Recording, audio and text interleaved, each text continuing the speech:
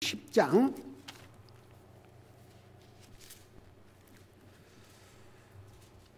12절에서 15절까지 같이 읽겠습니다. 12절에서 15절까지입니다. 우리 같이 읽습니다. 12절에서부터 15절입니다. 시작. 이제 이스라엘아, 주 내 하나님께서 내게 요구하시는 것이 무엇이냐?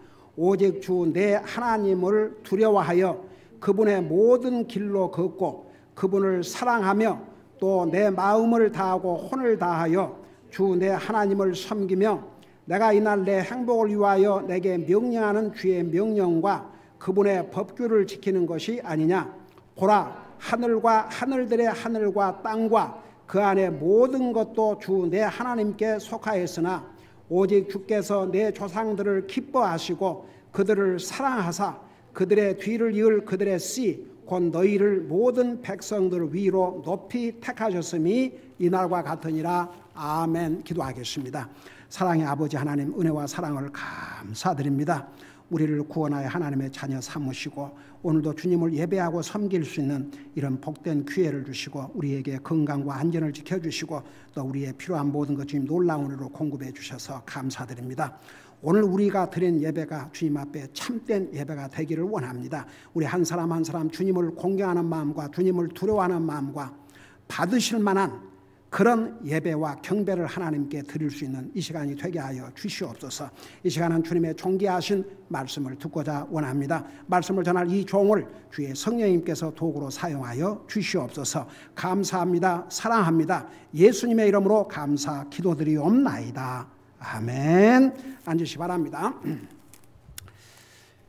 신명기 10장에 제목을 붙인다면 율법과 사랑이라 이렇게 표현할 수가 있겠습니다.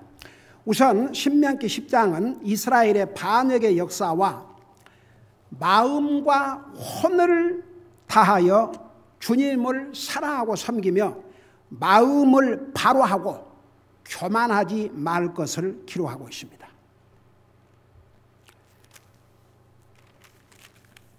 여러분, 왜 성경에 수없이 이제 앞으로 우리가 이 신명기를 공부하면서 그런 부분을 많이 볼 터인데 왜 자꾸만 마음과 혼을 다하여 주님을 사랑하고 섬기라고 그랬느냐?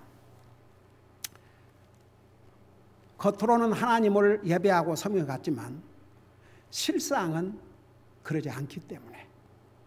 그래서 성경에서 보세요. 이거 하라, 이거 하라, 이거 하라 그런 것은 사람들이 잘 안 해요. 그러니까 죄의 속성을 가지고 있는 사람들은 안 하기 때문에 자꾸만 강조하는 것입니다. 우선 10장 1절에서 11절까지는 이스라엘 백성의 반역의 역사를 기록하고 있습니다. 우리 1절에서부터 5절까지 보면 이스라엘의 반역으로 말미암아 처음 받은 언약의 두 돌판, 십계명이죠. 그걸 깨뜨린 후에 다시 주님께서 기록하여 두 번째 주신 내용을 기록하고 있습니다. 우리 잠깐 그 부분을 보겠습니다. 10장 1절 보니까 그때 주께서 내게 이르시기를 너는 처음과 같은 돌판 두 개를 깎아서 산에 올라와 내게로 나오고 또 나무 궤 하나를 만들라. 내가 깨뜨린 처음 판들에 있던 말들을 내가 그 판들에 쓰리니 너는 그것들을 그 궤에 넣으라 하시기에. 여러분, 처음에는 하나님께서 그 두 돌판도 하나님이 직접 만드시고 직접 기록해 주셨지만 이번에는 모세에게 두 돌판은 네가 만들어 갖고 올라오라고 그랬어요. 그 돌판을 딱 깎아고 이제 올라갔죠. 그래서 하나님께서 다시 그 두 돌판에다가 또 십계명을 기록해 주셨습니다. 그러면서 그 이번에는 이제 처음에는 그냥 모세가 그 두 돌판을 가지고 이렇게 산에서 내려왔지 않습니까? 근데 이번에는 그 두 돌판을 넣을 상자를 만들려고 그랬습니다. 그래서 이제 이게 보니까 그 2절에 내가 깨뜨린 처음 판들에 했던 말들을 내가 그 판들을 쓰리니 너는 그것들을 그 궤에 넣으라 하시기에 내가 시팀 나무로 궤를 만들고 처음 것과 같은 돌판 두 개를 깎아서 손에 들고 산에 오르매 주께서 집회의 날에 산에서 불 가운데서 너희에게 이르신 10가지 명령을 쓰시되. 지난번에 우리 배웠죠. 우리 주님께서 불 가운데서 나타나시니까 얼마나 백성들이 놀랐습니까? 그래서 10가지 명령을 쓰시되 처음에 쓰신 것 같이 그 판들에 쓰시고 주께서 그것들을 내게 주시기에 내가 돌이켜 산에서 내려와 그 판들을 내가 만든 궤에 넣었더니 주께서 내게 명령하신 대로 그 판들이 거기 있느니라. 그리고 이제 6절에서부터 7절까지는 아론의 죽음과 그리고 그의 아들 엘리아사를 대신하여 제사장의 직무를 주는 내용을 기록하고 있습니다. 여러분 6절 보세요. 6절 보니까 이스라엘 자손이 야간 자손의 부에로데서 이동하여 모세라에 이르렀더니 아론이 거기서 죽고 거기에 묻혔으며 그의 아들 엘리아살이 그를 대신하여 제사장의 직무로 섬기니라. 또 그들이 거기서 이동하여 국고다에 이르고 국고다에서 이동하여 욥바스 곧 물 많은 강들이 있는 때에 이르렀느니라. 그래서 이제 그 아론이 죽고 그의 아들 엘리아살이 대신하여 제사장의 직무를 하면서 계속 이스라엘 백성들은 지금 이동을 하고 있습니다. 그리고 이제 8절에서 9절까지는 웨이 지파를 구별하셔가지고 주님의 언약궤 이 십계명이 들어있는 그 상자를 이제 매개하고, 그러니까 웨이 지파만 매개했어요. 그리고 그들로 하여금 주님 앞에 서서 주님을 섬기며 주님의 이름으로 축복하게 하시는 사역을 맡겼습니다. 여러분 8절을 보세요. 8절에 보니까 그때 주께서 레위 지파를 구별하사 주의 언약궤를 매게 하시고 주 앞에 서서 그분을 섬기며 또 그분의 이름으로 축복하게 하사 이날에까지 이르게 하셨느니라. 근데 그 여기에 보면 레위 지파를 구별해서 주의 궤를 매시고 주 앞에 서서 그분을 섬기며, 제가 이 말씀을 이렇게 준비하면서 참 뭔 생각이 드냐면 그 레위 지파들을 하나님께 구별해서 주님을 섬기는데 그 성막에 짐 나르는 일들 이런 것들을 다 이 레위 지파가 맡았습니다. 그리고 이 레위 지파에게는 하나님께서 상속을 주지 아니하시고 내가 너희의 상속이다. 그래서 레위 지파를 구별하셔서 주님을 섬기는데 여기에 보면 그냥 주님을 섬긴다 아니고 주님 앞에 스탠드 서가지고, 그러니까 여러분 그 레위 지파가 주님을 섬기는데 육체적으로 많은 레이버를 해야 되십니다. 이게 1시간도 아니고 2시간도 아니고 계속 서서 주님을 섬긴다는 거. 그러니까 보세요. 그 구약 시대 때에 그 짐승의 희생, 짐승을 죽여서 사람이 범한 죄값을 짐승으로 죽게 하는 그 희생, 피 흘림의 희생의 예배, 구약 시대 때의 그 희생음을 드는 것은 오늘날의 예배의 형식입니다. 그래서 신약 시대 때도 로마서 12장 1절에 내 몸을 살아있는 희생물로 드리라. 그러니까 우리가 주님을 섬기는데 육체의 레이버가, 육체의 수고가 없으면 이게 주님을 참 섬긴다고 하기가 어렵지요. 그래서 여러분 이런 걸 보면서 이게 여러분 그래도 우리가 이렇게 앉기도 하고 그러지만 주님을 섬기는 동안에 계속 서서 섬긴다는 게 그게 쉬운 일이 아니죠. 그래서 주님을 섬기는 데는 뭔가 이런 수고가 들어간다는 얘기입니다. 자, 그러면서 이게 뭐라 하냐면 이제 그 10절 그다음에 11절에 보면 이렇게 있어요. 그리고 이제 그 9절에서 보면 그 레위 8절에 보면 레위 족속으로 하여금 뭐라고 그러냐면 이스라엘 백성들을 또한 축복할 수 있는 그런 그 오토리티를 하나님께 주셨습니다. 그리고 이제 9절에 보면 그러므로 레위는 자기 형제들과 함께 나누는 몫이나 상속 재산이 없고 주 내 하나님께서 그에게 약속하신 바와 같이 주께서 그의 상속 재산이니라. 그리고 이제 그 10절에서 11절까지는 이 모세가 산에 십계명을 받기 위해서 이제 산으로 갔지 않습니까? 근데 40일이 걸렸어요. 그 40일이 왜 걸렸냐는 것은 제가 자세하게 설명했죠. 그러니까 나중에 보면 그 십계명은 하나님께 쓰셔서 주셨으니까 그거 금방 끝나죠. 근데 그 성막을 어떻게 지을 것인지, 어떻게 제사장을 세우고 그의 의복은 어떻게 만들 것인지 얼마나 자세한 내용을 모세에게 알려주셔야 되기 때문에 하나님께서는 40일이 필요 없었지만 모세는 그걸 다 받아들이고 이해하고 해야 되니까 40일이 필요했던 것 같아요. 그렇게 해서 40일을 지금 금식하면서 그러고 있는데 밑에서 이스라엘 백성들은 무슨 짓을 했습니까? 금송아지를 만들어 갖고 그 금송아지가 우리를 이집트에서 인도했다 그러고 그 금송아지 앞에 희생물을 바치고 정말 여러분 하나님께서 너무나 진노하셔서 이스라엘 백성들을 멸하시려고 했지 않습니까? 근데 모세의 간절한 기도를 들으시고 용서해 주신 것이죠. 그래서 이제 그 10절 11절 보세요. 내가 처음과 같이 밤낮 40일을 산에 거하였더니 그때에도 주께서 내 말에 귀를 기울이사 너를 멸하려 하지 아니하시고 11절 주께서 내게 이르시되 일어나 백성보다 앞서 나가라. 내가 그들에게 주리라고 그들의 조상들에게 맹세한 땅에 들어가 그걸 소유하라 하셨느니라. 그러니까 그런 잘못을 했음에도 불구하고 우리 하나님께서 처음에는 진멸하시려고 그랬는데 모세의 간절한 기도를 들으시고 이스라엘 백성을 진멸하지 아니하시고 도리어 그들의 조상 아브라함과 이삭과 야곱에게 약속한 그 가나안 땅에 들어가서 살라고 그러십니다. 가나안 땅이 말이 나와서 또 이 얘기를 안 할 수 없네. 그 한국의 그 뉴스를 들어보니까 이제 나이가 들수록 저도요 참 그 고향이 그리워요.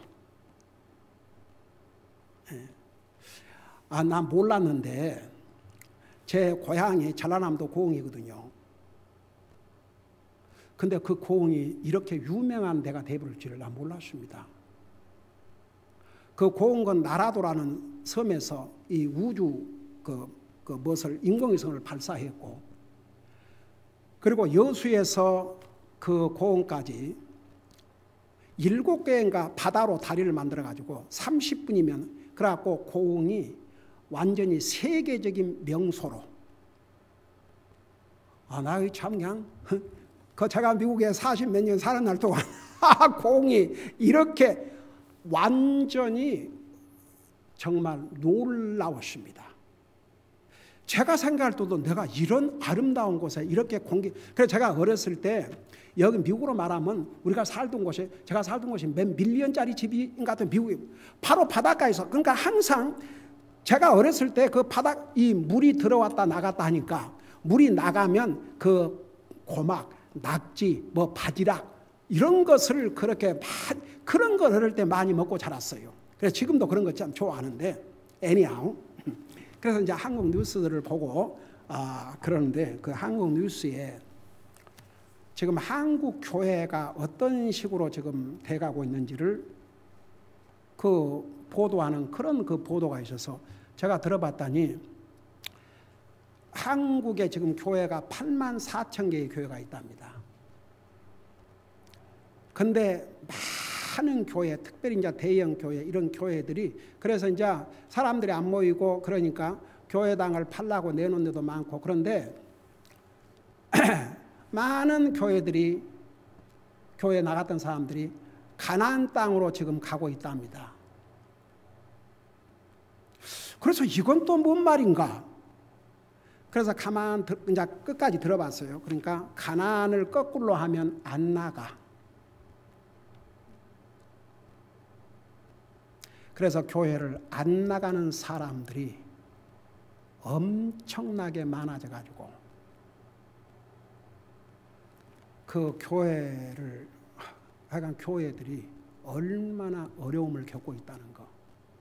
그래서 제가 그걸 들으면서 그렇지. 다 이런 일이 없을 때는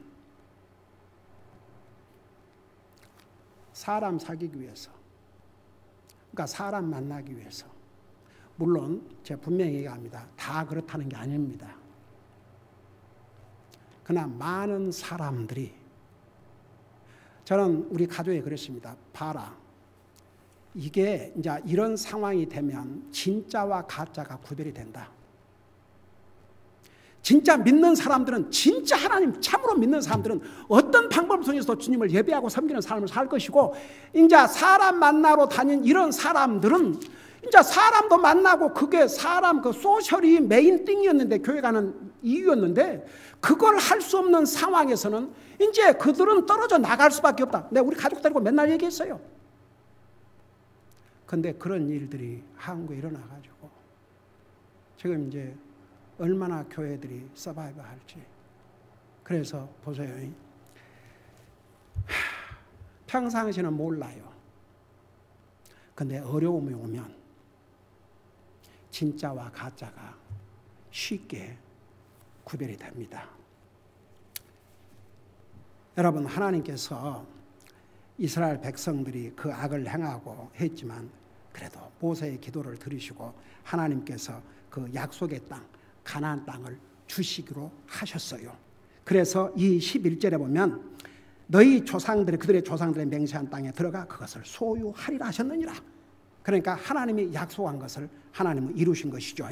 그리고 이제 12절에서부터 22절까지는 한마디로 말하면 율법과 하나님의 사랑, 하나님이 주신 율법과 하나님의 사랑이 어떻게 조화를 이룰 수 있는 것인가, 이것을 이제 말씀하고 있는데 이걸 이제 설명하고 그 다음에 우리 한 장을 보십시다.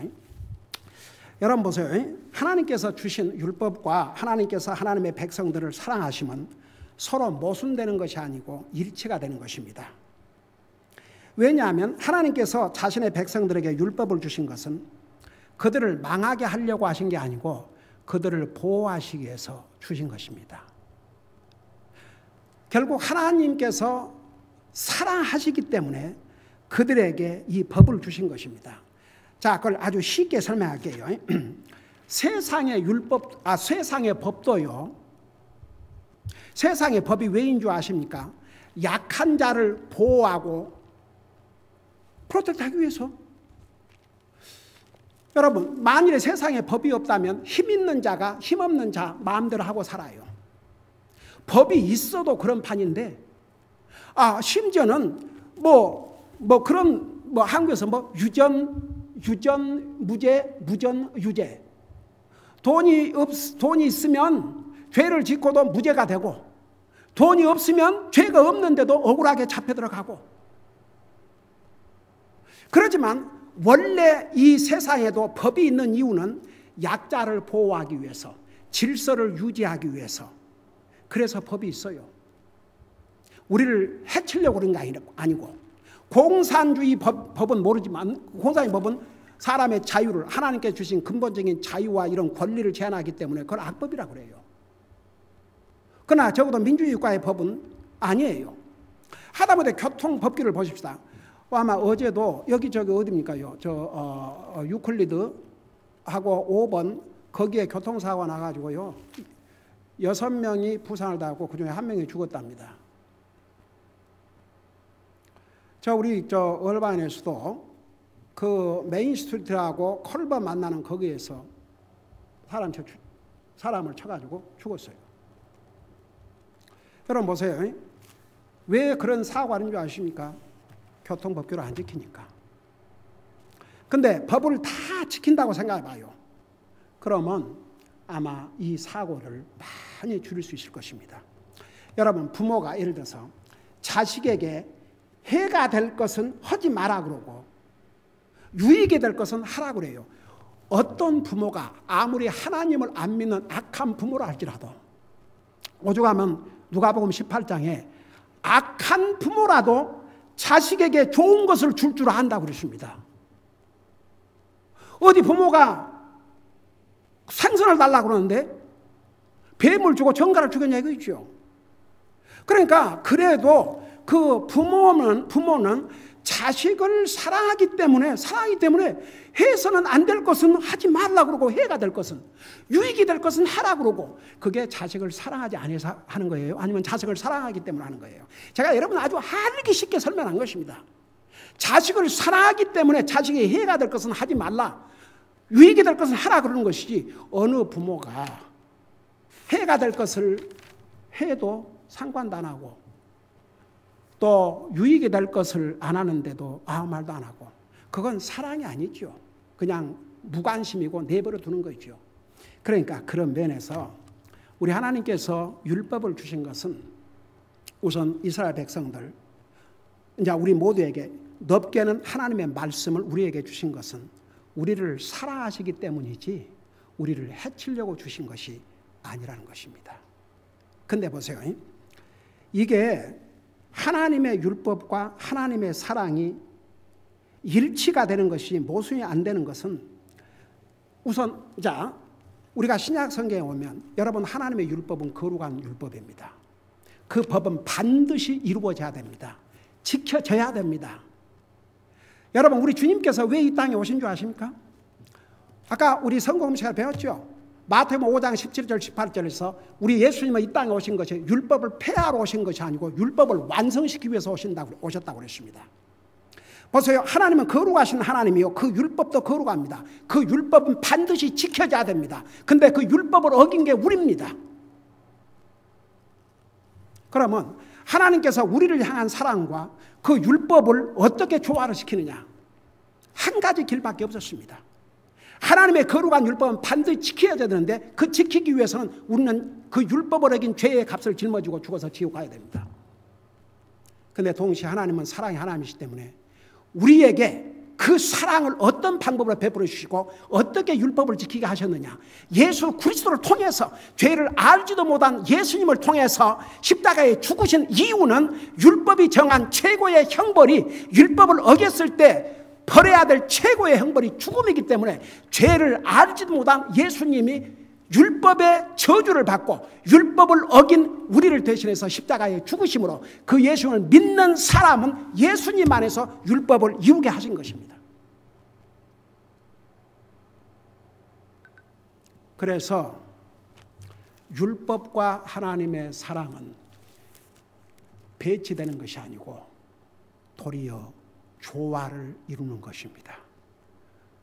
갈라디아 3장에서 율법은 우리를 그리스도에게로 인도해주는 가정교사 역할을 했다고 했습니다.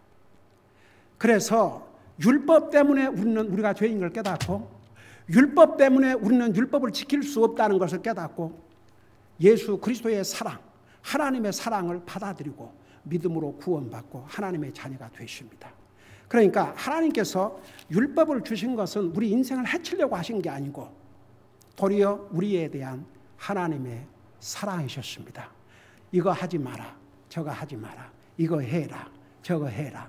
하지 말라는 것을 하면 해가 되고 하라는 걸 하면 복이 되니까.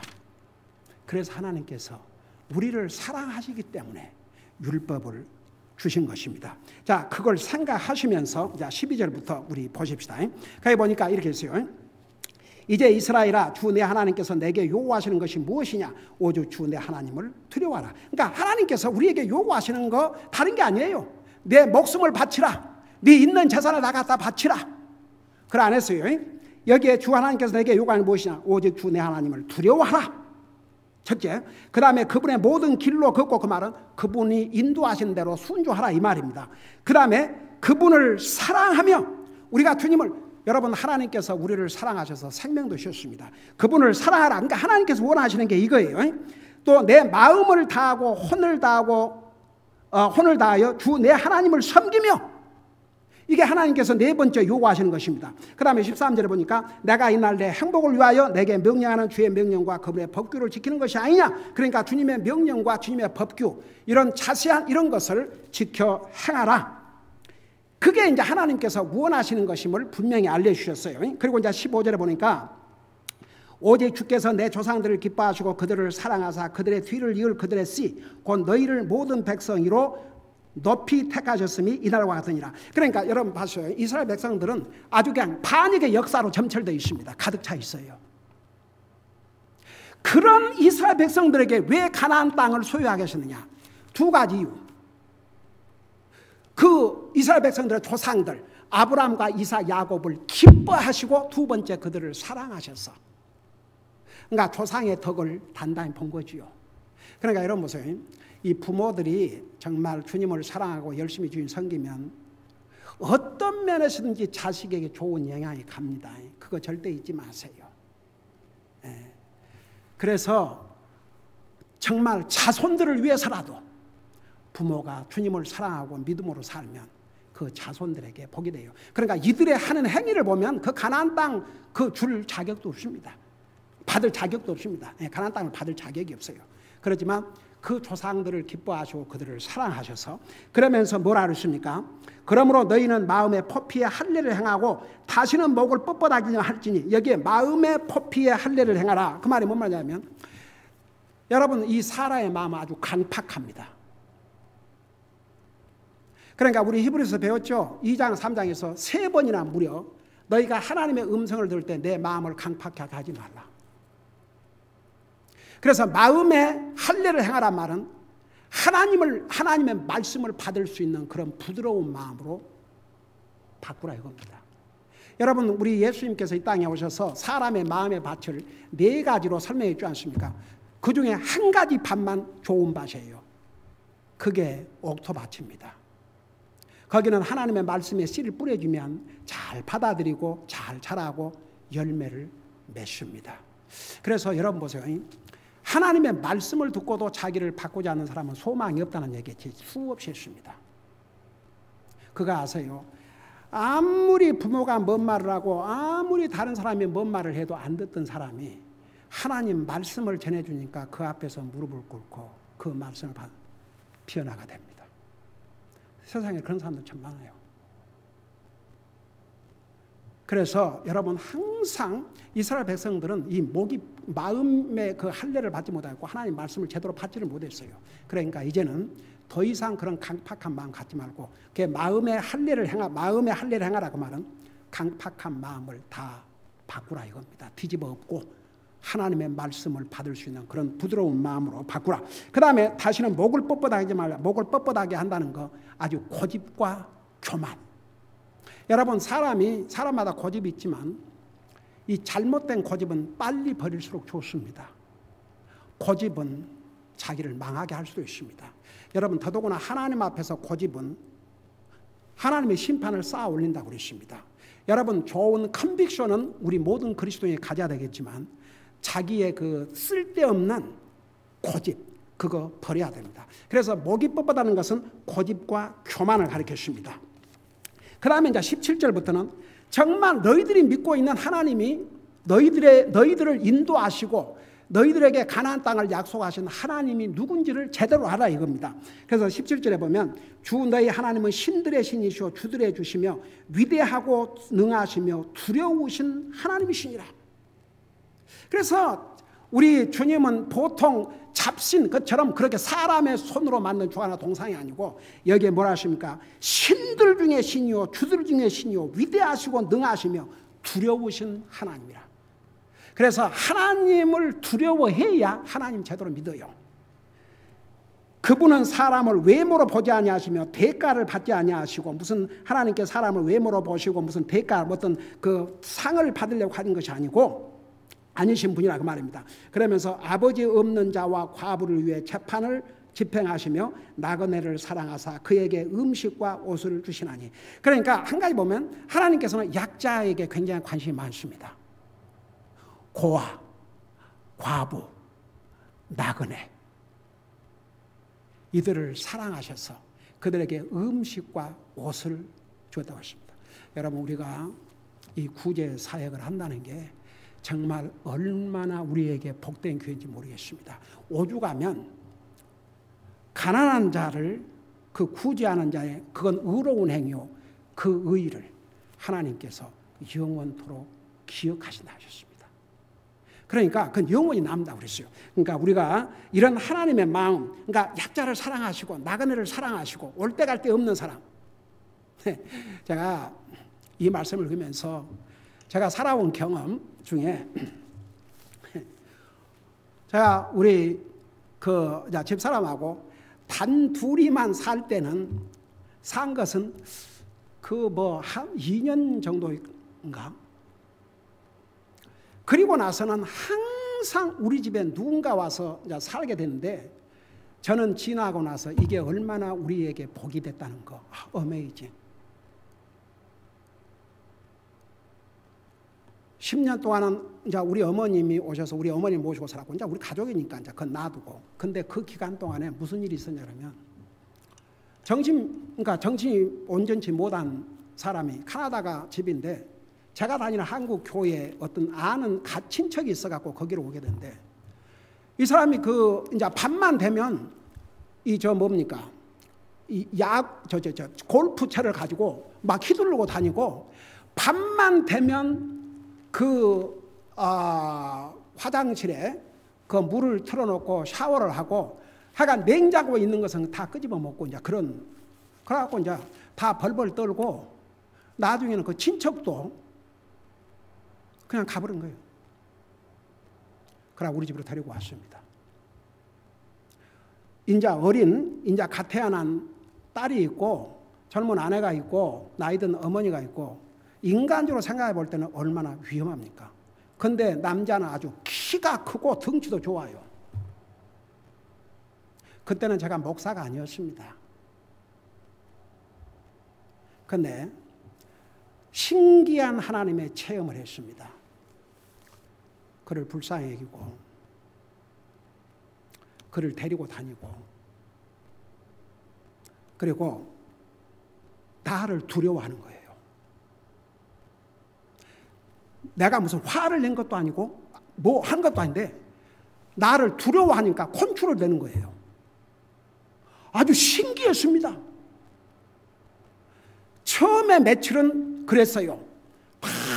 꼭 이제 틀어놓고 그 다음에 그 리빙룸에 다 불을 켜놓고 냉장고 그냥 다 빼서 먹고 며칠 그랬어요.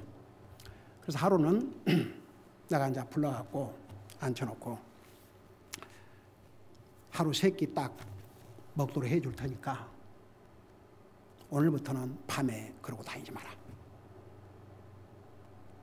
그러니까 예, 진짜 그렇게 했어요. 그러고 한 달을 넘게 그렇게 하면서 얘가 정신이 서서히 돌아오기 시작한 거예요. 그 가나에 대해서 그 부모가 전화를 해가지고 그러니까 아들하고 이제 통화를 하니까 제가 뭘로 이 은혜를 갚아야 될지 이제 그런 다음에 그때 내 목사 아니었어요. 그 다음에는 어떤 나이 드신 한 50대 분이 독일에 살다가 미국으로 왔는데 마땅히 갈 데가 없다는 거예요. 자기가 혼자 아파트를 올 수도 없고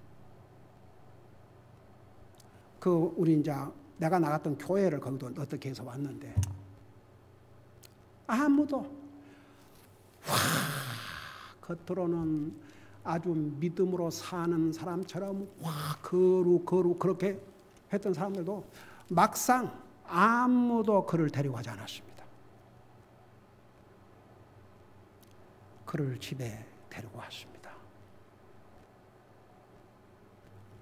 그때는 제가 이미 구원받고 주님의 종으로 부름받고 이제 신학교를 갔든지 가려고 가기 전인가. 그래갖고 우리 어머님이 그를 불쌍히 여기고 어머니 방에서 제가 목회로 오는 그 순간까지 같이 살았습니다.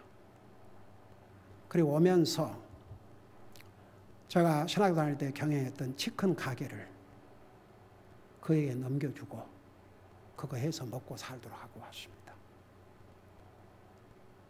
그리고 제가 이곳에 와서도 목회하면서 어려움 가운데 있는 여자 자매 2사람이 우리 집에 와서 상당한 기간을 머물렀습니다. 그들의 필요한 걸 공급해 주었습니다. 그랬더니 하나님께서 참 상상치도 못한 방법으로 우리에게 너무나 복된 자식들을 주시고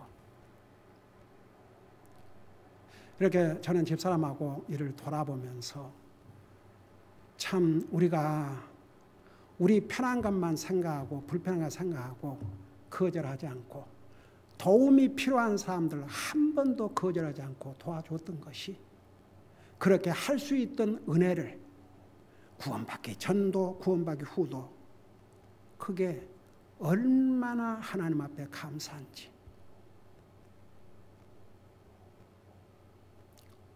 얼마 전에 우리 칼버드 목사님이 전화를 하셔가지고 문안을 안부를 물으면서 우리 세 아이들, 조앤나, 해나, 필립 다 잘 있는지.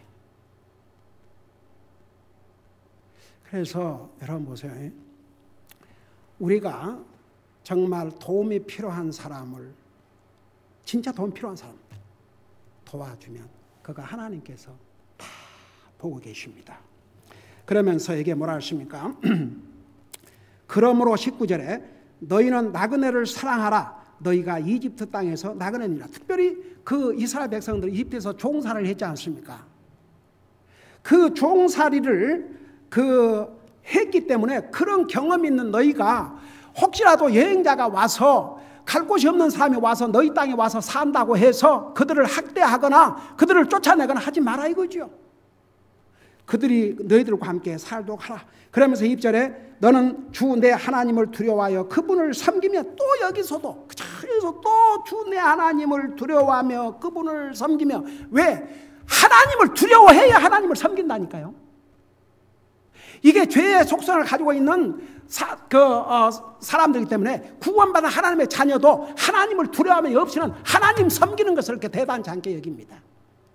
그러니까 그분을 두려워하며 그분을 섬기라고 계속 반복적으로 말씀하신 것이죠. 그분을 굳게 붙들고 그분의 이름으로 맹세하라. 여기에 그분을 굳게 붙들라 그랬지 않습니까? 여기에 그분을 굳게 붙들라 그 말을 영어로는 클리브, 그것이 뭔지 아세요? 그 아담과 이브, 하나님께서 아담을 창조하시고 그다음 이브를 만들어서 그들을 한 부부로 이르게 하셨는데 거기에 클리브, 서로 하나가 된 클리브 딱 붙어있다 이겁니다. 그래서 그만큼 주님을 잠시라도 있거나 떠나지 말라 이겁니다. 그분을 굳게 붙들고 그분의 이름으로 맹세하라. 여러분 우리 성경에 보면 맹세하지 말라고 하는데 이게 왜 맹세하라는 줄 아십니까? 정말 약속을 해라 이겁니다. 약속을 해라. 내가 주님을 두려움으로 섬기겠다고 약속을 해라. 주님과 절대 떨어지지 않겠다고 약속해라. 마치 부모가 어린 자녀를 데리고 어디 놀이터에 갔는데 내 둘이서 이제 이렇게 형제가 있는데 언니 손 꼭 잡아라. 절대 놓지 마라. 언니 손 꼭 잡고 다녀라. 그러나 뭐 위험하다. 꼭 그런 식으로 주님을 굳게 붙들라. 그러면서 21절, 22절에는 하나님께서 이스라엘 백성들을 향해서 행하신 놀라운 일들을 찬양하라는 것입니다. 그분은 내 찬양이시오 내 하나님이시니 그분께서 내 눈이 본 이같이 크고 두려운 일들을 너를 위하여 행하셨느냐. 여러분 이집트에서 나오면서 하나님께서 10가지 재앙을 내린 걸 보시고 하나님께서 어떻게 이스라엘 백성을 광야에서 인도하신 하나님의 크고 놀라우신 일들을 이스라엘 백성이 직접 자기 눈으로 보았습니다. 그분을 찬양하고 그분은 내 하나님이시니 이런 크고 두려운 일들을 행한 그 하나님 잊지 말라는 거죠. 그러면서 이제 22절에 이집트에 내려간 내 조상들이 70명이었지만 이제 주 내 하나님께서 너를 하늘의 별들같이 많게 하셨느니라. 그래서 이스라엘 백성들이 하나님께서 그들을 행하신 일을 잊지 말라고 그랬습니다.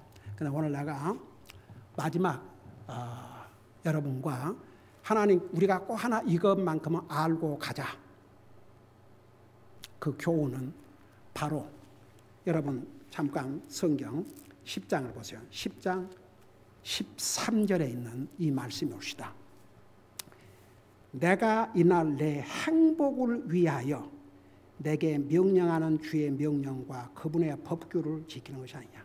자, 이 말씀의 결론은 이겁니다. 왜 하나님께서 이스라엘 백성들에게 율법을 주셨느냐? 하나님 마음 좋으라고 그들의 행복을 위해서. 분명히 성경에 내 행복을 위해서. 영어로 for good. 이 good이라는 것이요 아주 광범위합니다. 모든 면에서 유익이 되고 복이 된다 이겁니다. 그래서 이 경우에 한국말로 행복을 위해서, 우리에게 유익을 위해서, 내 행복을 위해서, 나의 유익을 위해서 하나님이 주신 율법을 지키라고 그랬습니다. 여러분이 아시다시피 나와 여러분이 구원받고 하나님의 자녀가 된 것은 우리가 율법의 행위로 말미암은 아니고 우리가 믿음으로 구원받고 하나님의 자녀가 되었습니다. 그래서 믿음으로 구원받고 하늘나라 가는데 이 땅에 사는 날 동안 우리가 의인이 됐다 할지라도 구원받은 하나님 자녀가 될지라도 이 하나님의 말씀을 우리가 지키고 순종하고 살면 나의 행복, 나의 유익, 나를 위한 것이다 그 말입니다. 이 쉬운 말을 못 알아듣는다 그러면 근데 이 세상에는요 하나님 믿는다고 하면서도 아직도 그 의미를 못 알아듣고 있는 사람들 많이 있습니다. 누구를 위해서가 아니고 나의 행복을 위해서, 나의 유익을 위해서. 여러분 보세요. 우리가 구원받았으니까 율법으로 구원받은 게 아니니까 율법 행위로 구원받은 거 아니고 어차피 믿음으로 구원받았으니까 그거야 뭐 내가 그걸 어긴다고 뭐 내가 지옥 가는 것도 아니고 그거 뭐 안 한다고 해서 지옥 가는 것도 아니고 에이멘 그래요. 말은 잘했어요. 많은 사람들이 그렇게 생각하는 사람도 많아요. 제가 처음에 목회를 시작하면서 복음을 전해주니까 아니 그러면 뭐 어차피 믿음으로 구원받는데 뭐 그것도 안 해도 되고 뭣도 안 해도 되고 뭣도 안 해도 되고 뭣도 해도 되고 괜찮겠네요. 근데 진짜 우리가 믿음으로 하나님 우리로 구원받았지만 우리에게 믿음으로 구원받기 위해서 주님이 어떤 대가를 치르신 것을 정말 깨닫고 구원받은 자의 입에서는 그런 말이 안 나오게 돼 있어요. 그러니까 그 사람은 진실로 믿지 영접했다 볼 수 없죠. 그 하트가 안 바꿔졌어요. 정말 받아들이면 어떻게 바꾼 줄 아세요? 이제는 내가 뭘 해갖고 하나를 간 것이 아니고 하나님의 은혜로 나를 구원해 주셨으니까 내가 정말 주님을 섬기고 살아야 되구나 이렇게 바꿔져요. 제 개인적인 경우에 저 목사 아이고 꿈에도 목사와는 너무나도 거리가 멀었습니다. 그래서 제가 구원받지 못했을 때는 하나님을 열심히 섬기되 목사는 안 한다. 그 골치 아픈 내가 많이 봤거든요. 와 목사 속 썩히고 목사 그런 경우를 많이 봤기 때문에 아이고 내가 무슨 짓을 한들 내 가족 못 먹이고 살리겠냐. 나는 절대 목사는 안 한다 그랬어요. 그 대신 하나님을 있으면 생긴다.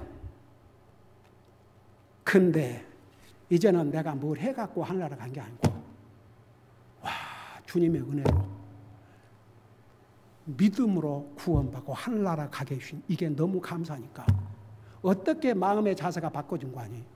내가 도대체 그러면 이 주님 어떻게 섬겨야 되나? 그래서 교회 모든 모임에 한 번도 빠진 적 없고 뭐 할 수 있는 일 없는가? 내가 할 수 있는 일 없는가?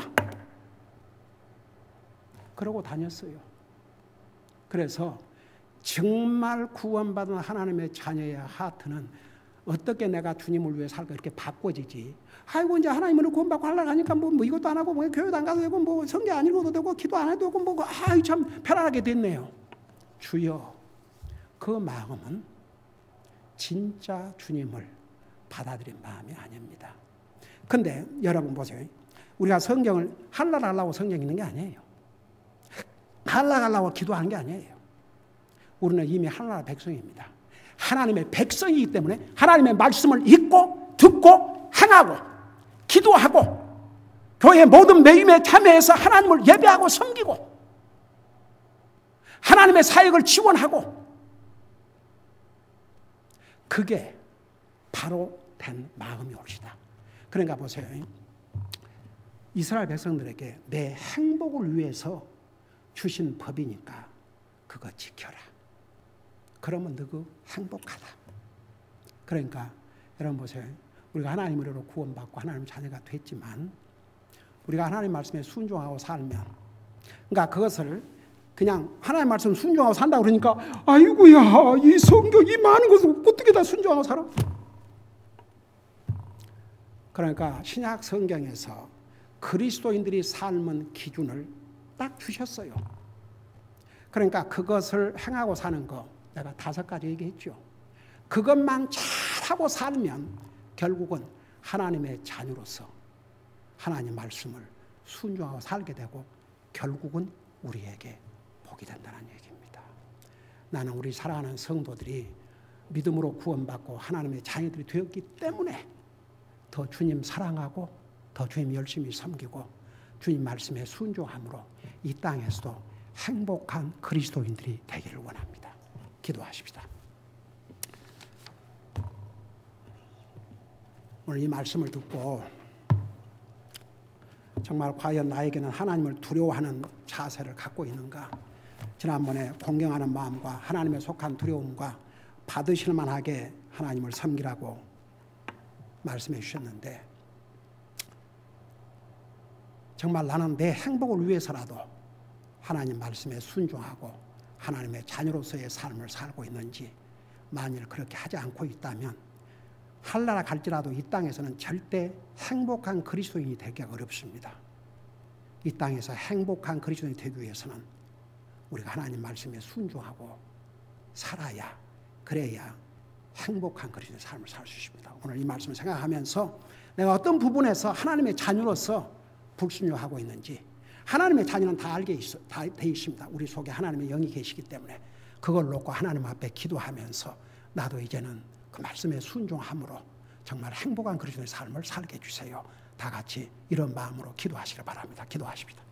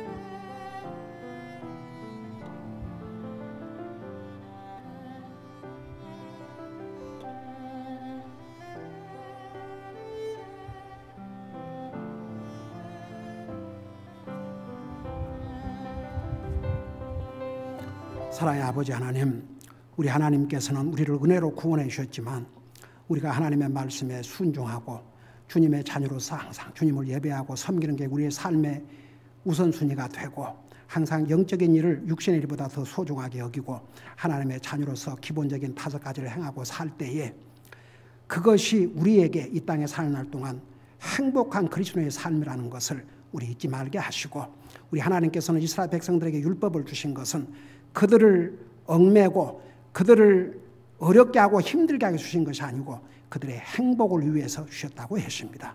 우리도 우리 자신의 행복한 그리스도의 삶을 위해서 하나님의 자녀로서, 의인으로서 정말 하나님 보시기에 합당한 그런 삶을 살 수 있도록 도와주시옵시고, 무엇보다도 항상 주님을 예배하고 섬기는 것이 우리의 삶의 우선순위가 되게 하여 주시옵시고, 항상 주님을 공경하는 마음과 두려움과 하나님께서 받으실 만한 그런 예배와 섬김을 하고 사는 우리 성도들 되게 하여 주시옵소서. 감사합니다. 사랑합니다. 예수님의 이름으로 감사 기도드리옵나이다. 아멘.